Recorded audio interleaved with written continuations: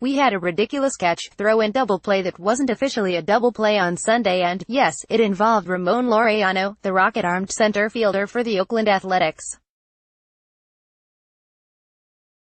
The catch, the throw, the backup. The most unreal double play you'll ever see, face screaming in fear.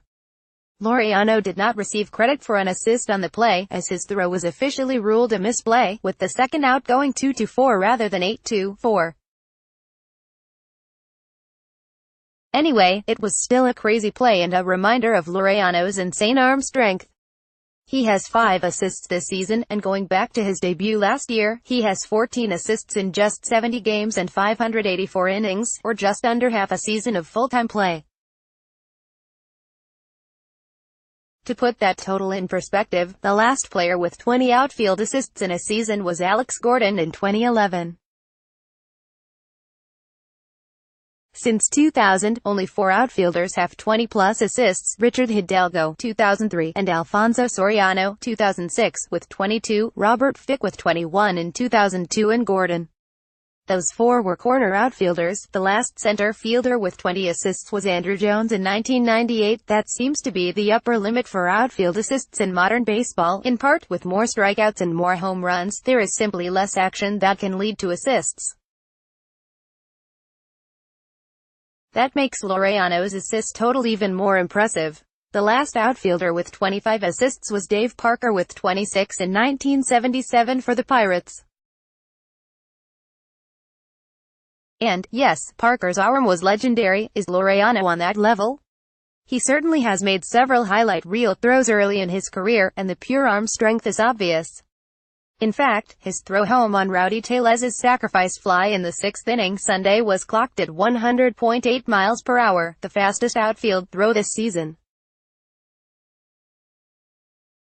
The Blue Jays won the game 5-4. 2 aspects must be considered when evaluating the value of an outfielder's arm: assists, or outfield kills as some like to refer to them, and preventing base runners from advancing, such as going from first to third on a single. That part gets tricky because all outfields are not created equal. If you play left field at Fenway, it's certainly easier to hold a runner at second base on a base hit. Also, keep in mind that speed can help make up for arm strength, as a fast outfielder may get to a ball a step or 2 quicker. Still, the players with the most assists are generally those with the best arms. Gordon has a terrific arm and Hidalgo had a cannon. I can't say I remember anything about Fick's arm, and Soriano's was apparently better than advertised. In the defensive run save era since 2003, the players with the most runs saved via their arms in one season: Hidalgo, 2003-17; Soriano, 2007-14; Yoenis Cespedes, 2014-14; Gordon, 2011-13; Gerardo Parra, 2013-12; Leonys Martin, 2014-12. That's a pretty good proxy for the best arms of the past 20 years. Many would mention Ichiro Suzuki as well. He had a career high of 12 assists in 2003, when he was credited with 6 runs saved with his arm. I would say Ichiro's arm was a little overrated, very good, but not in the Parker, Jesse Barfield, Laureano category. Over his career, he held runners from taking an extra base 50.9% of the time while playing right field, compared to the MLB average of 46.7%. Anyway, Laureano's arm is a unique and wonderful weapon, enough to prop him up as a viable Gold Glove candidate, even if he doesn't have the raw speed of some other center fielders. Overall, he began the day with +3 defensive runs saved, +4 with his arm, trailing Kevin Kiermaier and Lorenzo Cain, +5, and Harrison Bader, +4, among center fielders. Speaking of Cain, who remarkably has never won a Gold Glove, he performed a little magic of his own on Sunday. Seriously, does anyone have any idea how this man still doesn't have gold on his glove? Endgame. Pic.twitter.com/U3PNKG1R8C. Los Angeles Dodgers @Dodgers, April 21, 2019. Quick thoughts on a fun series. 1. Fun to see Bellinger and Christian Yelich duke it out. Bellinger homered twice in the series to give him 11 for the season, and Yelich homered 4 times, including twice on Saturday. But it should have been 5 home runs, as Bellinger robbed him in the 8th inning. Not pick.twitter.com/JognFSD4E, Los Angeles Dodgers, @Dodgers, April 21, 2019 2. Remarkably, that's twice Yelich has been robbed already this season, as Mike Trout took one away earlier. And he's still hitting .353, .456, .859 with 13 home runs and 31 RBIs. Clayton Kershaw may have had the best approach against him on Sunday, walking Yelich with 1 out and nobody on in the first and again with 1 out and nobody on in the third. 3. Pretty solid effort from Kershaw, even with 4 walks in 6 innings. He allowed just 2 hits and induced 17 swing and misses, his most since opening day of 2018. He sat 89-91 with his fastball, averaging 90.1 miles per hour, a small tick up from 89.8 in his first start. Can Kershaw still be effective with that fastball? Sure. I think there is going to be a trade-off here. He's probably going to walk more batters because he'll be throwing more breaking balls and be less likely to challenge hitters with a fastball in a hitter's count. But the guy knows how to pitch and he can throw his curveball and slider in the zone. Limiting home runs will be key, especially if he has just walked a batter. He's probably a 6-inning pitcher at this point. It's not peak Cy Young level Kershaw, but he's going to win games. 4. That is, assuming the Dodgers bullpen doesn't blow them, as happened on Sunday, when the Brewers tied it on Eric Thames' 3-run homer in the 8th off Kenley Jansen. The Dodgers bullpen remains somewhat unsettled. It ranks 20th in the majors with a 4.81 ERA and entered Sunday ranked 25th in win probability added. That will go down after the combined blown save from Pedro Baez and Jansen. 5. The Dodgers did beat Hader twice in the series, with Bellinger's home run just the second Hader has allowed to a left-handed hitter in 141 career innings. Anthony Rizzo got him last year. It was also the first time Hader has allowed a home run in 3 straight appearances. I don't see a reason to be overly concerned about Hader just yet. Other than the 3 home runs in 12 innings, all his other numbers are better than last season.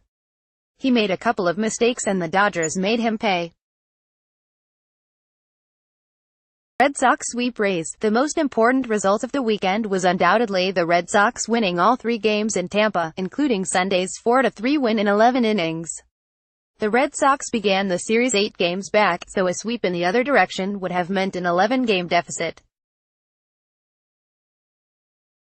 Trailing by 5 games and heading back to Fenway for a 10-game homestand gives the Red Sox some good vibes for the first time. June Lee has more from Tampa. Tough times in Metsville. Jacob deGrom missed his start this weekend with a barking elbow and was placed on the injured list, although it felt better after treatment and he might not need an MRI. So we'll wait and see on this situation. Meanwhile, the Mets lost deGrom's game on Saturday as the Cardinals roughed up spot starter Chris Flexen, and then Noah Syndergaard scuffled again on Sunday in a 6-4 loss, allowing 8 hits and 6 runs in 5 innings. A couple of the runs were unearned, but Syndergaard labored through 93 pitches.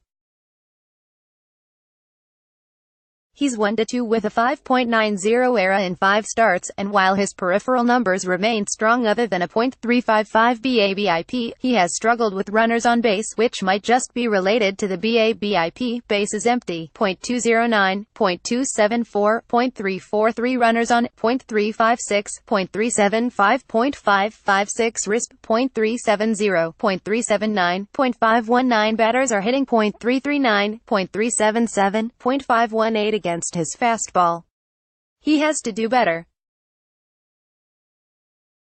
Will the last person left standing please bat for the Yankees, with Aaron Judge the 13th player on the injured list for the Yankees after suffering a significant oblique injury. 6 of the 9 possession players in Aaron Boone's opening day lineup did not play in Sunday's 7-6 victory over the Royals. Despite all the injuries, the Yankees went 5-1 during the week against the Red Sox and Royals. Clint Frazier has been huge, blasting his 6th home run.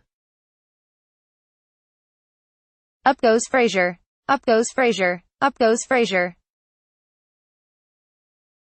Pic.twitter.com/BFPCMSDCMD, New York Yankees, @Yankees, April 21, 2019. James Paxton also became the first Yankees pitcher with 12 strikeouts and no runs allowed in consecutive starts. David Cone is the only other with at least 12 strikeouts in consecutive games, regardless of runs allowed. The bullpen, however, blew Paxton's 5-0 lead when the Royals scored 6 in the 8th. So aside from all the injuries, Boone has to be a little worried about the bullpen, especially Chad Green, who has allowed 10 runs in 7 1/3 innings. The Yankees are 15th in bullpen ERA, but given all the injuries in the lineup and a thinner rotation, the Yankees really need the bullpen to be lights out as they wait for everyone to get healthy. Random thoughts off the weekend, a few more notes. Wild won in Arlington as the Rangers nearly blew a 10-1 lead in beating the Astros 11-10. John Kelly fan Robinson Chirinos with the bases loaded to end it. The Rangers scored 20 runs in winning the final 2 games of the series. Joey Gallo has been terrific so far with a .281, .382, .734 line and 8 home runs. He even hit the first sacrifice fly of his career. If he can hit even .250 instead of .206, he becomes one of the top weapons in the league with his power .30 for 30. ESPN's award-winning documentary series. Watch on ESPN. Tough injury for Matt Shoemaker, who was off to a good start with the Blue Jays. He tore an ACL and is out for the season. He had been possible trade bait if he had continued to pitch well. After going 0-6 at home against the Astros and Indians, the Mariners rebounded to take 3 of 4 in Anaheim. They bashed 14 more home runs in the 4 games, giving them 56 in 25 games. That's more than what the 79 Astros, 49, or 75 Angels, 55 hit all season. Good to see Byron Buxton continuing to hit. He has 12 doubles in Minnesota's 19 games. As Aaron Gleeman pointed out on Twitter, that's tied for the most doubles since 1960 in the team's first 19 games. Start the Earl Webb watch. How about John Gray with 1 hit and no runs allowed against the Phillies? At Coors? That's 3 excellent starts in a row. The first 2 were at San Francisco and San Diego, so pitching well against one of the better lineups at Coors is a good sign that maybe Gray finally will have that big season we've been waiting for.